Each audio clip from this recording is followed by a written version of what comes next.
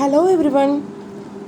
Today our topic is intermediaries in new issue market. As you all know, in every market too much competition is going on, isn't it? So specialized agencies and professionals are required to serve in the new issue market. So who are they? They are the key players or the operators അല്ലെങ്കിൽ market intermediaries എന്ന് നമുക്ക് വിളിക്കാം. ഇനി ആരെല്ലാമാണ് പൊതുവായി new issue market intermediaries ആയിട്ട് വരുന്നത്? That are the merchant bankers. ഏറ്റവും പ്രധാനപ്പെട്ട ഒരു ഇൻ്റർമീഡിയറിയാണ് ആര്? Merchant bankers. Then registrars to the issue, underwriters, bankers to an issue and brokers to the issue. അങ്ങനെ 5 മാർക്കറ്റ് ഇൻ്റർമീഡിയറീസ് അല്ലെങ്കിൽ 5 ഇമ്പോർട്ടൻറ്റ് പ്ലേയേഴ്സ് ഓർ ഓപ്പറേറ്റേഴ്സ് ആണ് intermediaries in the new issue മാർക്കറ്റിൽ നിങ്ങൾക്ക് പഠിക്കാനായിട്ടുള്ളത്. ഇനി മെർച്ചൻ്റ് ബാങ്കർ എന്ന് പറഞ്ഞാൽ അഥവാ lead manager എന്താണ്, അയാളുടെ ഫങ്ഷൻസ് എന്താണ്, റോൾ എന്താണ് എന്ന് നമുക്ക് നോക്കാം.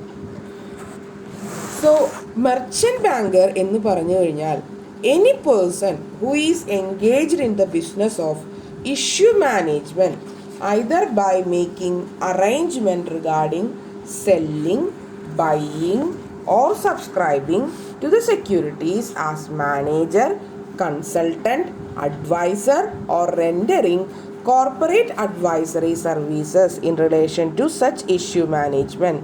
So merchant bankers എന്ന് പറഞ്ഞു കഴിഞ്ഞാൽ അഥവാ സെല്ല് ചെയ്യുകയോ ബൈ ചെയ്യുകയോ സബ്സ്ക്രൈബിങ് ദ സെക്യൂരിറ്റീസ് ഒരു മാനേജറായിട്ടോ ഒരു കൺസൾട്ടൻ്റായിട്ടോ ഒരു അഡ്വൈസറായിട്ടോ അല്ലെങ്കിൽ അഡ്വൈസറി സർവീസസ് നടക്കുന്ന ഒരു ഏജൻസി ആയിട്ടോ നിൽക്കുന്ന അല്ലെങ്കിൽ ഇഷ്യൂ മാനേജ്മെൻറ്റ് നടത്തുന്ന ആളെയാണ് നമ്മൾ മെർച്ചൻ്റ് ബാങ്കർ എന്ന് വിളിക്കുന്നത്.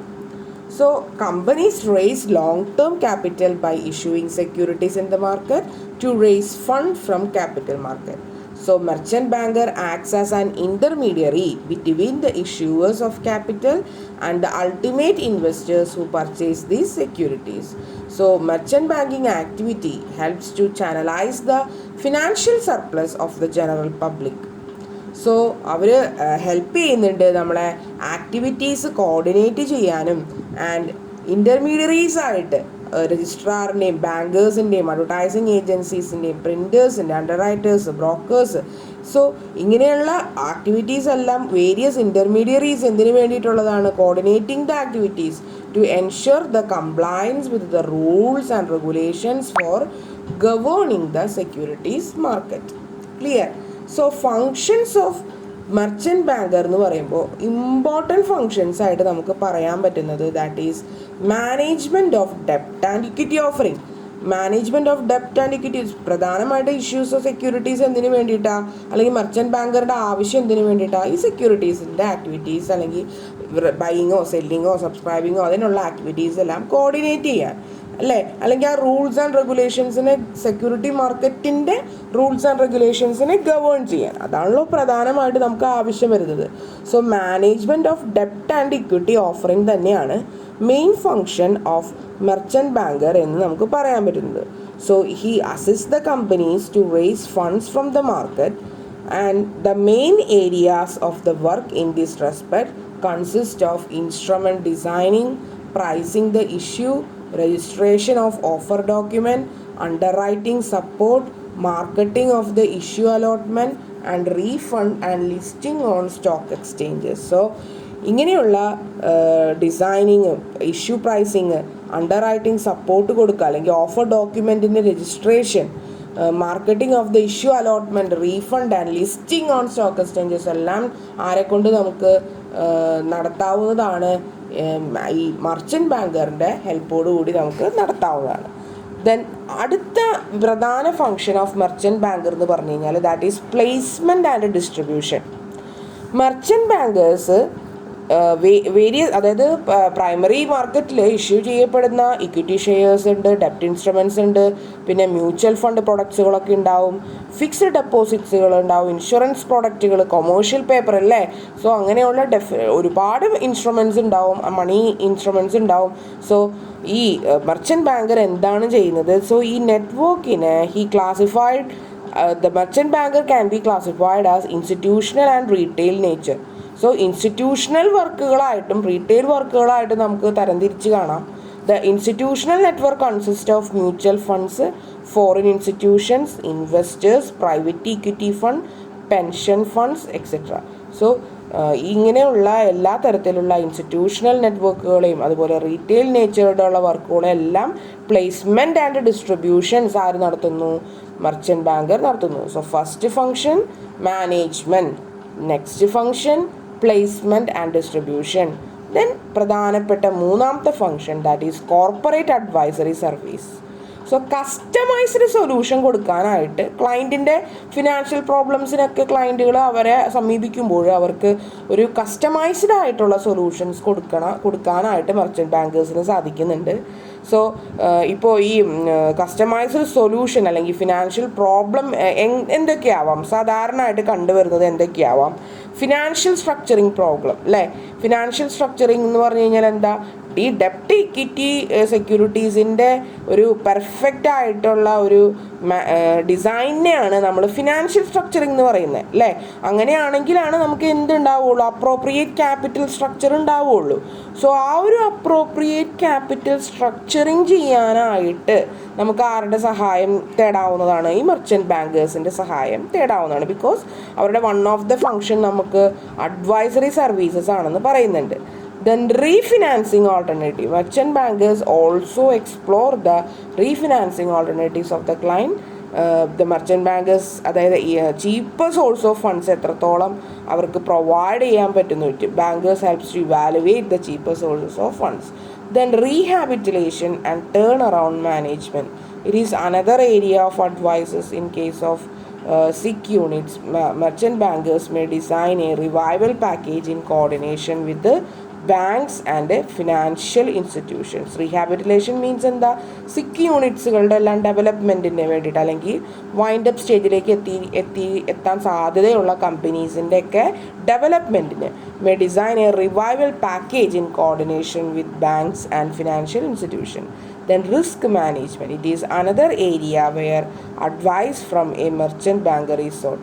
He advises the client on different hedging strategies and suggests the appropriate strategy. A project advisory services. Merchant bankers helps their clients in various stages of the project. They assist them in conceptualizing the project idea അല്ലേ? Project advisory services ഒക്കെ കൊടുക്കാം. അതായത് ഒരു initial സ്റ്റേജിലുള്ള ഒരു പ്രൊജക്റ്റിൻ്റെ idea അവർക്ക് develop ചെയ്ത് അവരുടേതായ idea അവർക്ക് കൊടുക്കാം. പിന്നെ അവരുടെ പ്രപ്പോസൽ പ്രൊജക്റ്റ് എത്രത്തോളം വയബിളാണ് അതിനുള്ള ഫീസിബിലിറ്റി സ്റ്റഡീസൊക്കെ അവർക്ക് കണ്ടക്ട് ചെയ്യാം. ആൻഡ് ഡീറ്റെയിൽഡ് പ്രൊജക്റ്റ് റിപ്പോർട്ട് അവർക്ക് ക്ലയൻറ്റിന് വേണ്ടി പ്രിപ്പയർ ചെയ്ത് കൊടുക്കാം. രജിസ്ട്രേഷൻ പർപ്പസിന് വേണ്ടിയിട്ട് അവരെ സഹായിക്കാം. So filling up of the application form തുടങ്ങിയിട്ട് with relevant information or obtaining fund from the financial institutions വരെ ഉള്ള പ്രോജക്റ്റ് അഡ്വൈസറി സർവീസസ് ആര് നടത്തുന്നുണ്ട്? മർച്ചൻറ്റ് ബാങ്കിങ്ങിൻ്റെ ഒരു ഭാഗമാണ്. Then loan syndication. എന്താ ലോൺ സിൻഡിക്കേഷൻ എന്ന് പറഞ്ഞു കഴിഞ്ഞാൽ? അതായത് ഈ പുതിയ പ്രൊജക്റ്റുകളുടെ ഈ പ്രൈമറി സെക്യൂരിറ്റീസ് ഇഷ്യൂ ചെയ്യുന്നത് പുതിയ പ്രൊജക്ട്സുകളുടെ ആണല്ലോ. സോ അവർക്ക് വേണ്ടിയിട്ടുള്ള ലോണുകൾ, ടേം ലോൺസുകളൊക്കെ പ്രൊവൈഡ് ചെയ്ത് കൊടുക്കാനായിട്ട് ആര് സഹായിക്കുന്നുണ്ട്? മർച്ചൻറ്റ് ബാങ്കിങ് സർവീസസ് ഉപയോഗപ്പെടുത്താറുണ്ട്. സോ ഇത് കാരണം എന്താണെന്ന് വെച്ച് കഴിഞ്ഞാൽ ഈ ഒരു ലോൺ സിൻഡിക്കേഷൻ എന്ന് പറഞ്ഞാൽ വളരെയധികം പ്രൊസീജിയേഴ്സ്, സ്റ്റെപ്സ് ഒക്കെ ഉള്ളതാണ്. Firstly the analyse the pattern of the clients cash flow analysing നടത്തുന്നു. ടേംസ് ഓഫ് ബോറോയിങ്സ് അവർ ഡിഫൈൻ ചെയ്യുന്നു. ലോൺ മെമ്മോറാണ്ടം, ഒരു detailed loan memorandum merchant bankers prepare ചെയ്യുന്നു. ആൻഡ് ഫിനാൻഷ്യൽ ഇൻസ്റ്റിറ്റ്യൂഷൻസിൻ്റെയും ബാങ്ക്സിൻ്റെ ഇടയിൽ അത് പ്രസൻറ്റ് ചെയ്യുന്നു. So the banks then negotiation നടത്തുന്നു ബാങ്കുമായിട്ട്. അങ്ങനെയാണ് final allocation of the fund ആർക്ക് കിട്ടുന്നത്?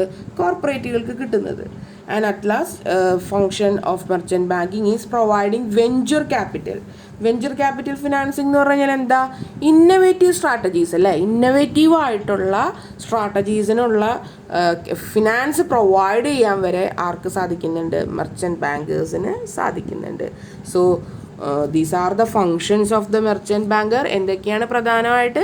അഡ്വൈസറി നേച്ചറാണ്, ഫിനാൻഷ്യൽ അറേഞ്ച്മെൻറ്റ് നടത്തുന്നുണ്ട്, ഫീ ബേസ്ഡ് പ്രവർത്തനങ്ങളാണ് അവർ ചെയ്യുന്നത്, പോർട്ട്ഫോളിയോ മാനേജ്മെൻറ്റ് അഥവാ financial structuring, refinancing, rehabilitation, risk management, project advisory services, അല്ലേ, ലോൺ സിൻഡിക്കേഷൻ, ഇതെല്ലാം ഇന്നോവേറ്റീവ് അപ്രോച്ചുകൾ, ഇതൊക്കെ മർച്ചൻ്റ് ബാങ്കിങ്ങിൻ്റെ ഒരു ഫങ്ഷൻസ് ആയിട്ട് നമുക്ക് പറയാവുന്നതാണ്.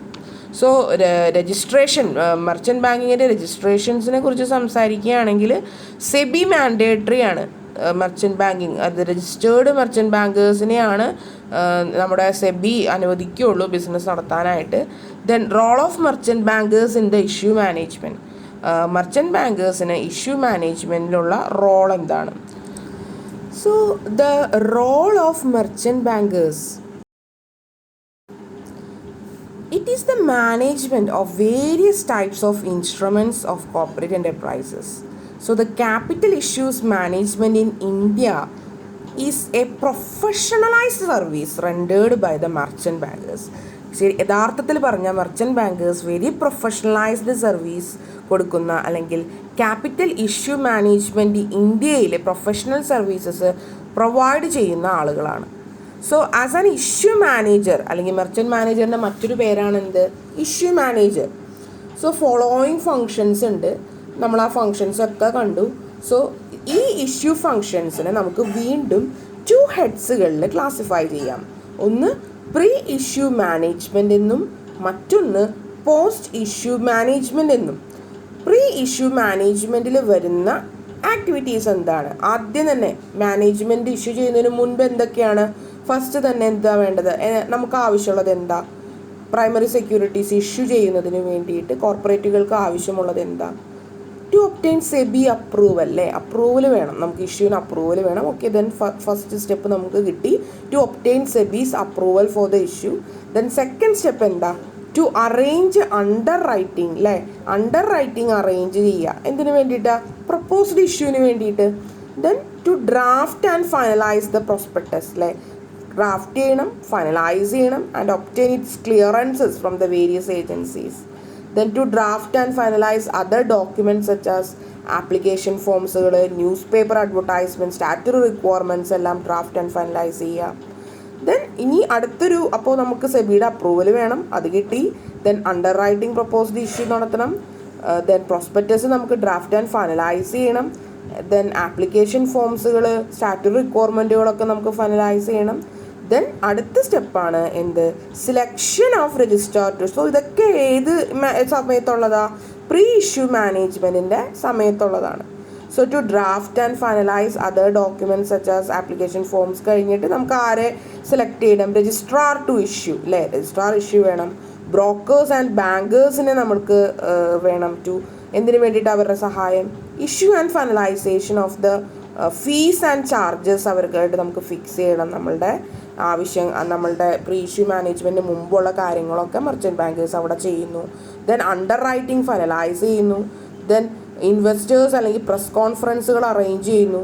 Then coordinating, printing, publicity, other വർക്കുകളൊക്കെ ചെയ്യും. സോ ഇത്രയും വർക്കുകളാണ് പ്രീ ഇഷ്യൂ മാനേജ്മെൻറ്റിൽ മർച്ചൻ്റ് ബാങ്കേഴ്സിന് ചെയ്യാനുള്ളത്. So this is the role of the merchant banker in pre issue management, particularly in India. Then post issue management, അതായത് ഇഷ്യൂ കഴിഞ്ഞതിന് ശേഷമുള്ള അവരുടെ പ്രവർത്തനങ്ങൾ. കളക്ഷൻ ഓഫ് ആപ്ലിക്കേഷൻ മണി അവർ ചെയ്യും. ദെൻ സ്റ്റോക്ക് എക്സ്ചേഞ്ചസിന് സബ്സ്ക്രിപ്ഷൻ ലിസ്റ്റ് അവർ ക്ലോഷർ ചെയ്യും. ദെൻ കംപ്ലയൻസ് എന്തെങ്കിലും ഉണ്ടെങ്കിൽ അത് റിപ്പോർട്ട് ചെയ്യും സെബിയുമായിട്ട്. ദെൻ റെക്കോർഡ് സബ്മിഷൻ, അതിൻ്റെ സർട്ടിഫിക്കറ്റ്സുകളുടെയൊക്കെ 90% സബ്സ്ക്രിപ്ഷൻ, ബാങ്ക് സർട്ടിഫിക്കറ്റൊക്കെ റീജിയണൽ സ്റ്റോക്ക് എക്സ്ചേഞ്ചസിലൊക്കെ എത്തിക്കാനായിട്ടുള്ള കാര്യങ്ങളൊക്കെ അവർ ചെയ്യും. Then obtain approval, allotment from stock exchanges. Then send copies to the regional stock exchanges. ആർക്കൊക്കെയാണ് ഡ്രാഫ്റ്റ് ചെയ്യേണ്ടത്, ലിസ്റ്റിംഗ് പെർമിഷൻ എങ്ങനെയാണ് വാങ്ങിയെടുക്കേണ്ടത്, അങ്ങനെയുള്ള കാര്യങ്ങളൊക്കെ ചെയ്യും. ദെൻ ഈ ഒരു കോപ്പി പബ്ലിഷ് ചെയ്യണം നമ്മൾ. Publish a copy of this basis of allotment. Application money വാങ്ങിച്ചതിന് ശേഷം ആർക്കൊക്കെ അലോട്ട് ചെയ്യണമെന്നുണ്ട് നമ്മൾ 2 നാഷണൽ ഡെയിലീസിലെങ്കിലും, ഡെയിലി ന്യൂസ് പേപ്പേഴ്സ് നമുക്ക് പബ്ലിഷ് ചെയ്തിട്ടുണ്ടായിരിക്കണം. ദെൻ ലിസ്റ്റിംഗ് ഫോർമാലിറ്റീസിൻ്റെ completion of the listing formalities confirm ചെയ്തിട്ടുണ്ടായിരിക്കണം. And to make arrangements to obtain the permission in dealing of the security. Last നമുക്ക് അറേഞ്ച്മെൻറ്റ് ഓഫ് ദ പെർമിഷൻ വാങ്ങിച്ചു. അപ്പോൾ ഇത്രയാണ് post issue arrangement of merchant bankers. So role of the merchant bankers രണ്ട് activities ആണ്. ഒന്ന് pre issue മാനേജ്മെൻറ്റും മറ്റൊന്ന് post issue management.